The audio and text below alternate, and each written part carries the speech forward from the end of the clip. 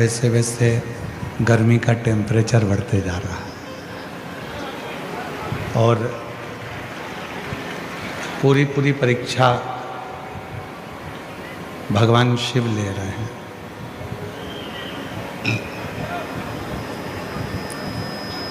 बयालीस degree temperature और उस 42 डिग्री टेम्परेचर में भी आपकी लाखों की भीड़ भगवान शिव की अविरल भक्ति को दर्शा रही है, शिव की करुणा को दर्शा। कथा मंडप में विराजमान सभी साधु संत सन्यासी तपस्वी साधक उपासक, कथा के मुख्य यजमान श्री रतन धड़ू भोई जी, श्रीमती पुष्पा रतन भोई जी, श्री विजय रतन भोई जी, श्री मिठान विजय भोई जी, श्री अजय रतन भोई जी, श्रीमती शीतल अजय भोई जी, भोई परिवार पाडलसा भुसावल महाराष्ट्र से एक बार यजमान परिवार के लिए जोरदार ताली बजाकर स्वागत वंदन अभिनंदन। जिन्होंने ये पवित्र पावन शिव महापुराण की कथा का दिव्य आयोजन कराकर संपूर्ण क्षेत्रवासियों को लाभान्वित किया है और ये पवित्र कथा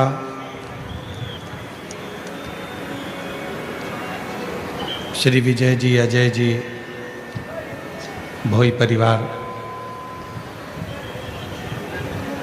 श्री रतन जी,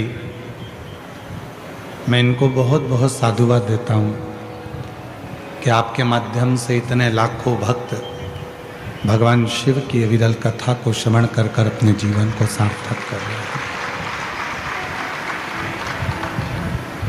और तेरी कृपा बिना न हिले एक भी अणु, लेते हैं श्वास तेरी कृपा से तनु तनु।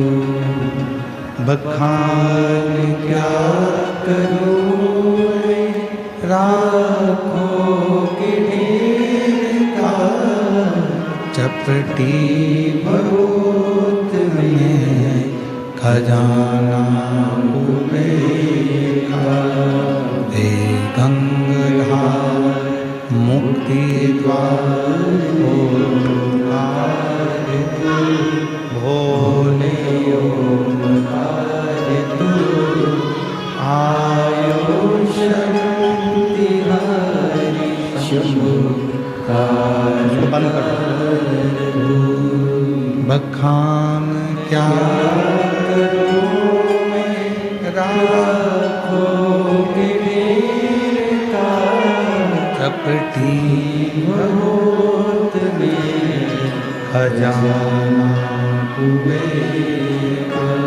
हे गंगा मुक्ति द्वार ओमकार तू, भोले ओमकार तू, आयो शरण तिहारी शंभु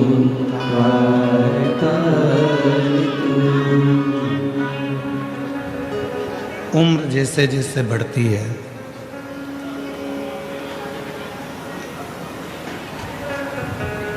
दो चीजें कम होती चली जाती हैं। उम्र बढ़ेगी और दो चीजें कम होती चली जाएगी। एक, उम्र बढ़ने पर छोटे छोटे जो अक्षर होते हैं वो कम दिखते हैं।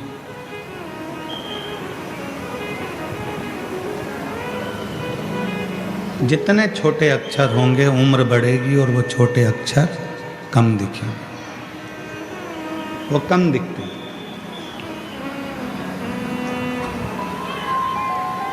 और उम्र जैसे जैसे बढ़ती है वैसे वैसे सुनाई भी कम देने लगता है, थोड़ा कम सुनने में आता है। दो चीजें हैं। शिव महापुराण की कथा कहती है जैसे जैसे उम्र बढ़ती है वैसे वैसे दो चीजें हो जाती हैं। एक, छोटे छोटे अक्षर दिखते नहीं हैं, और दूसरा, थोड़ा कानों से कम सुनाई देता। क्यों, किस लिए? और ये प्रसंग केवल आपका और हमारा नहीं है। ये प्रसंग केवल आपका और हमारे तक सीमित नहीं है। ये प्रसंग है स्वयं माता सती और भगवान शिव का। ये प्रसंग है माता सती और भगवान शंकर का।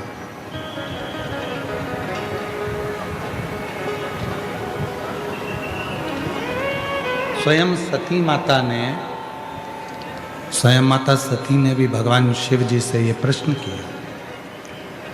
अवस्था बढ़ने पर एक नेत्र रूपी इंद्री और एक श्रवण रूपी इंद्री, ये दोनों कमजोर हो जाती है। इधर का थोड़ा सा, दो इंद्रियां कमजोर हो गई। एक इंद्री है नेत्र, दूसरी इंद्री है श्रवण। थोड़ा आवाज बढ़ाओ भी, इधर की उधर की दोनों साइड। दो इंद्रियां, एक इंद्री है नेत्र की और दूसरी है श्रवण की। ये दोनों जो इंद्रियां हैं, स्पीकर की आवाज़ें बढ़ाओ, चोंगे की आवाज़ बढ़ाओगे तो रिटर्न खींच के आएगा। स्पीकर ऑन बढ़ाओगे तो लोगों तक आवाज़ पहुंचेगी। दो इंद्रियां हैं, वो दोनों इंद्रियां कुछ शिथिल हो जाती हैं। एक इंद्री है नेत्र और दूसरी इंद्री है हमारे श्रवण। माता सती ने भगवान शिव से संवाद करते हुए प्रश्न किया कि मानव देह में ये दो इंद्रियां उम्र बढ़ने पर अपना काम कम करती हैं, उसका कारण क्या है? तो भगवान देवाधिदेव महादेव ने जो कहा माता सती से, सारी दुनिया को, संपूर्ण विश्व को ये बात अपने स्मरण में रखना चाहिए। शिव जी कहते हैं, सती, नेत्र से छोटे छोटे अक्षर उम्र बढ़ने पर दिखाई नहीं देते। शिव कहते हैं, जब बहुत उम्र तुम्हारी बढ़ने लगे तो घर में रहने वालों की छोटी छोटी गलतियों को क्षमा करना प्रारंभ कर दीजिए।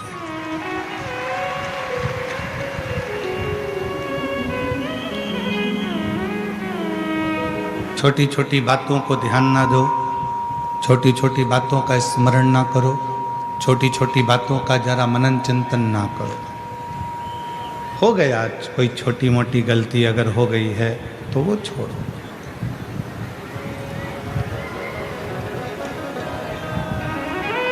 छोटी मोटी गलतियां माफ करते चलो। और दूसरे नंबर पर बाबा देवाधिदेव महादेव कहते हैं, श्रवण रूपी इंद्री। जब अब उम्र बढ़ती जाए, उधर का भाई साउंड बढ़ाओ, पीछे का पंडालों के डोम के बाहर का साउंड। दूसरे नंबर पर है श्रवण रूपी इंद्री। और श्रवण रूपी इंद्री का वर्णन करते हुए स्वयं देवाधिदेव महादेव कहते हैं, सती, जब व्यक्ति की उम्र बढ़ती जाती है तो एक श्रवण रूपी जो इंद्री है वो भी थोड़ी कम सुनती है। अर्थात शिव जी कहते हैं कि व्यर्थ की बातों को ना सुनते हुए उस परमात्मा का स्मरण करो जिसने तुमको जन्म दिया, जिसने तुम्हें भेजा।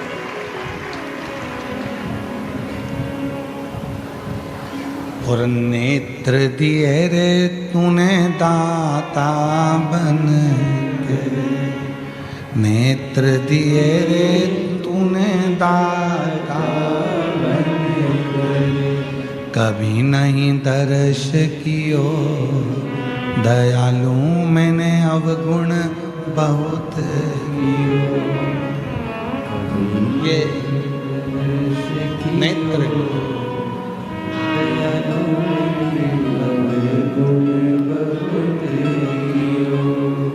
किस लिए दिए इन नेत्रों को कि तुम संसार सागर में जाकर यदि भगवान का नाम नहीं ले सको, तुम संसार सागर में जाकर यदि परमात्मा का भजन नहीं कर सको, तुम संसार सागर में जाकर यदि मंदिर देवालय शिवालय भी ना पहुंच सको, तो कोई शिव भक्त एक लोटा पानी लेकर शिव मंदिर की ओर जा रहा हो तो उसके मुख का मात्र दर्शन कर लो तो भी तुम्हें तीर्थ का फल प्राप्त हो।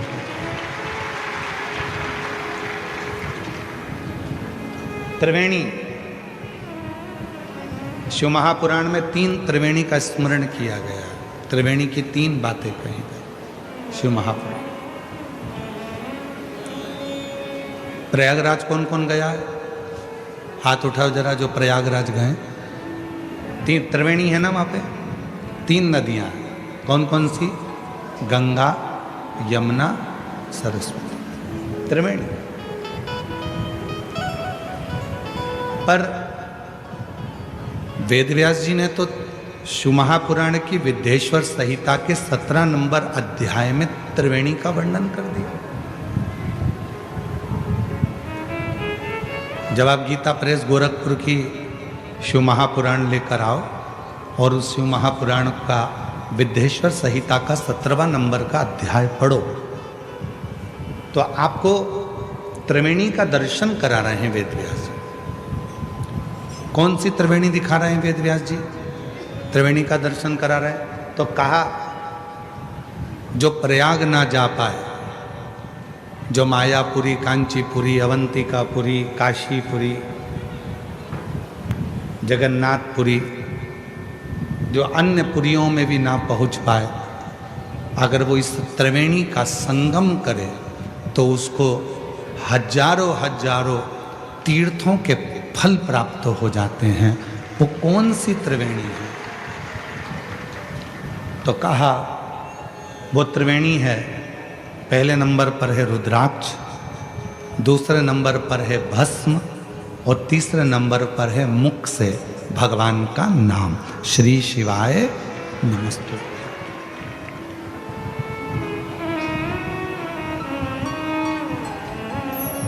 ये त्रिवेणी है।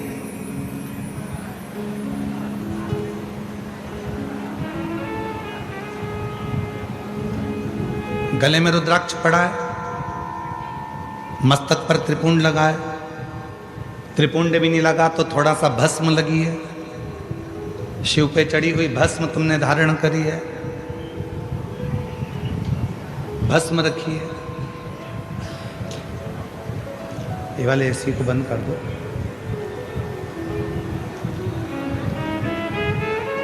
एक गले में रुद्राक्ष, दूसरे नंबर पर भस्म,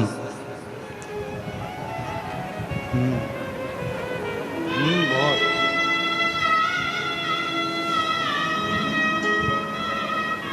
एक नंबर पर है रुद्राक्ष, दूसरे नंबर पर है भस्म और महाराज तीसरे नंबर पर है भगवान शिव का नाम, भगवान का नाम उच्चारण, भगवान का मंत्र उच्चारण। ये वो त्रिवेणी है, ये वो त्रिवेणी है जिस त्रिवेणी का संगम व्यक्ति को 1000 गुना पुण्य फल प्रतिदिन का प्रदान करता रहता है। हमारे संचित जीवन के पाप जितने हैं वो सारे पाप अपने आप समाप्त होते चले जाते हैं त्रिवेणी के संगम से। ये त्रिवेणी संगम,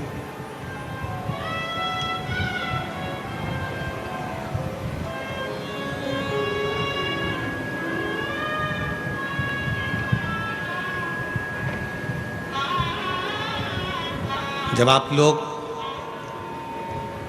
संपूर्ण दुनिया के लोग जब भगवान शंकर के मंदिर में एक लोटा जल चढ़ाने के लिए जाते हैं तो त्रिवेणी का स्नान रोज होता है। गले में रुद्राक्ष पड़ा हुआ है, मुख से शिव जी का नाम निकल रहा है, और भगवान शंकर के मंदिर में जाकर जब हम शीश झुकाते हैं, नमन करते हैं, तो वहाँ की रज, वहाँ की भस्म, वहाँ का मिट्टी हमारे मस्तक पे लग जाती है। तो त्रिवेणी का संगम रोज प्रतिदिन इस शरीर से होता है, इस शरीर प्रतिदिन हो रहा है। अब कोई कहे कि मैं प्रयाग जाकर नहीं आया, कोई कहे कि मैंने प्रयाग का स्नान नहीं करा, कोई कहे कि मैं तीर्थ नहीं गया, कोई कहे कि मैंने ना मायापुरी गया, ना कांचीपुरी गया, ना कहीं अवंतिकापुरी गया, ना मैं कहीं मथुरापुरी, ना अयोध्यापुरी गया, मैं किसी पुरी में नहीं गया। तो शिव महापुराण की कथा कहती है, अगर तुम्हारे गले में रुद्राक्ष पड़ा हुआ है और तुम शिव जी का नाम निरंतर मुख से उच्चारण कर रहे हो और शंकर पर लगी हुई थोड़ी सी भी भस्म तुम अपने मस्तक पर लगा रहे हो, तो याद रखना कि तुम्हें सारे तीर्थों का पुण्यफल अपने घरों में ही प्राप्त हो जाए। सारे तीर्थों का फल अपने घर में ही प्राप्त हो जाए। अपने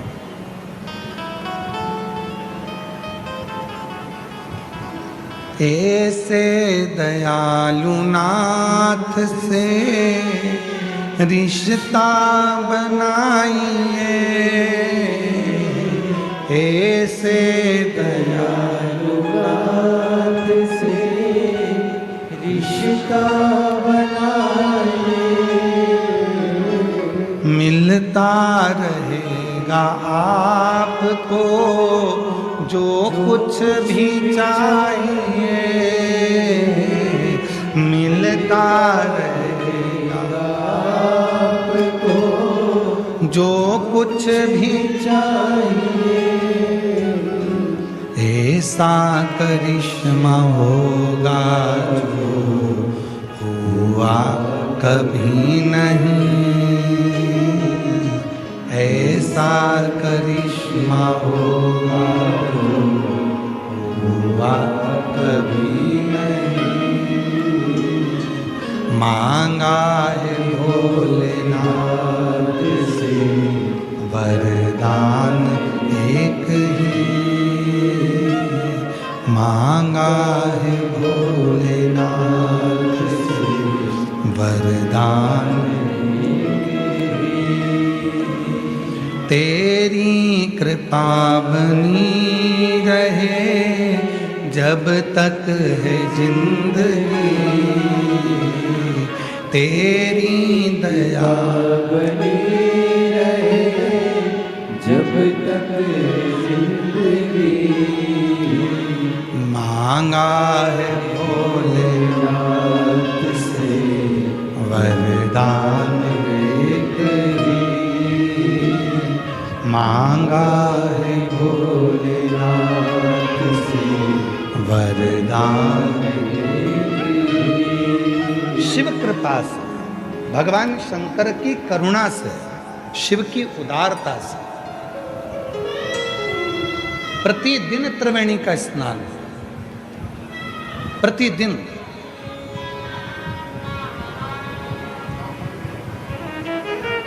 बस अपने गले में एक रुद्राक्ष को धारण कर कर रखिए, मुख से श्री शिवाय नमस्तुभ्यम कहते रहिए। भगवान शंकर के नाम का उच्चारण करते रहिए, स्मरण करते रहिए।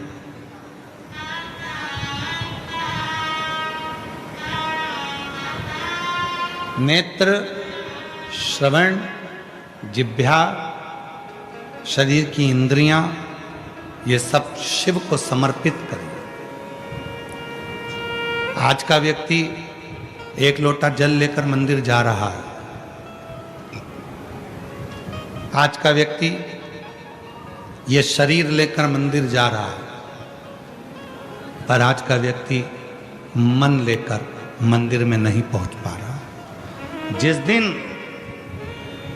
एक लोटे जल के साथ में और ये शरीर के साथ में तुम्हारा दिल, तुम्हारा मन शंकर के शिवलिंग में लगना प्रारंभ हो जाए, समझ लेना तुम्हारा सारा दुख शिव को स्वीकार हो, शंकर भगवान ने स्वीकार कर। तुम्हारा जीवन का सारा दुख, सारी तकलीफ, सारा कष्ट शिव ने स्वीकार कर।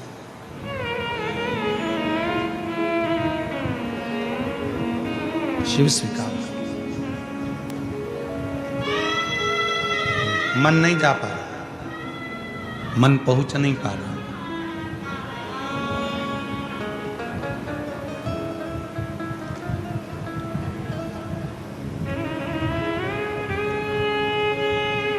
कल जब हम यहाँ से जा रहे थे तो हम देख रहे थे कि बहुत धूप, गर्मी, और उस धूप और गर्मी में भी लोग भगवान शंकर का गुणानुवाद श्रवण कर रहे हैं। उन्हें धूप लग रही है तो भी वो शिव की भक्ति में डूबे हुए हैं, शंकर की भक्ति में।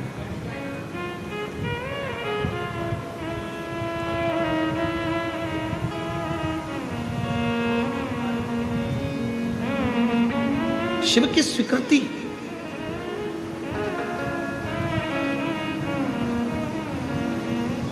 पूरा जीवन अपन ने केवल एक ही काम करा, इस शरीर को शमशान के लिए तैयार किया। संसार के जितने लोग हैं सब एक ही काम कर रहे हैं, इस शरीर को शमशान के लिए तैयार कर रहे हैं। बादाम खाई, आवाज नहीं आ रही है? ये पंडाल में आवाज नहीं है।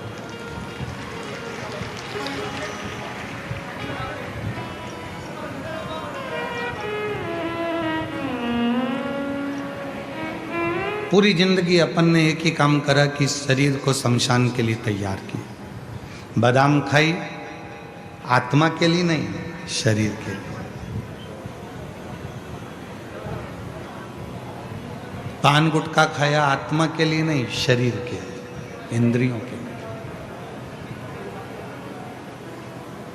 एक से बढ़कर एक ब्रांडेड कपड़े पहने, आत्मा के लिए नहीं, शरीर के लिए। ब्यूटी पार्लर में जाकर तैयार भी हुए, आत्मा के लिए नहीं, शरीर के लिए।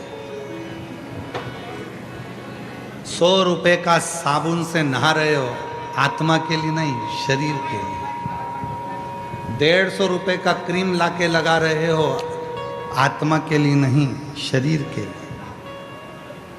जरा सा शरीर में घाव हुआ, दवाई ली, शरीर के लिए, आत्मा के लिए। कितना संभाल संभाल के इस शरीर को रखा, किसके लिए? शमशान के लिए। किसके लिए? इस शरीर को उस शिव तक लेकर जाने के लिए। नहीं आ रही? आ गई? आवाज नहीं आ रही है? शमशान तक ले जाने के लिए बहुत प्रयास किया। बादाम खिलाई, काजू खिलाया, भोजन कराया, चाउमीन, बर्गर, पिज़्ज़ा, बड़ा पाव, रोटी, सब्जी सब खिलाया। इस शरीर को खूब मजबूत बनाया। आखिरी में ये शरीर शमशान तक गया। निवेदन है, शरीर शमशान तक जाए उससे पहले इस आत्मा को परमात्मा तक भेजने का प्रयास करें। आत्मा परमात्मा तक जाए, और जिस दिन ये आत्मा परमात्मा तक जाने का प्रयास करेगी, उस दिन शरीर तुम्हारा कैसा भी हो, शिव उसको स्वीकार कर ले। आवाज नहीं जा रही है भाई, आप लोगों को बोल दिया 2 बार 3 बार उधर पीछे, आवाज बढ़ाइए। शरीर कैसा हो? शिव शरीर नहीं देख रहे हैं, शिव आत्मा, तुम्हारा चित्त, तुम्हारा मन, तुम्हारे विचार, तुम्हारी सोच देख रहे हैं। शिव जी ने जब माता पार्वती को अपनी अर्धांगिनी बनाने का निर्णय लिया था तब पार्वती बहुत सुंदर नहीं दिख रही थी। थोड़ा ध्यान देना कथा पर, पार्वती जी सुंदर नहीं दिख रही थी। एक लड़का लड़की को देखने के लिए जाता है तो लड़की पहले सबसे पहले तैयार होकर आती है, फिर लड़के के सामने जाती है, ससुराल वालों के सामने जाती है, क्योंकि उसको शादी पक्की कराना है। पर पूरी दुनिया का पहला संबंध था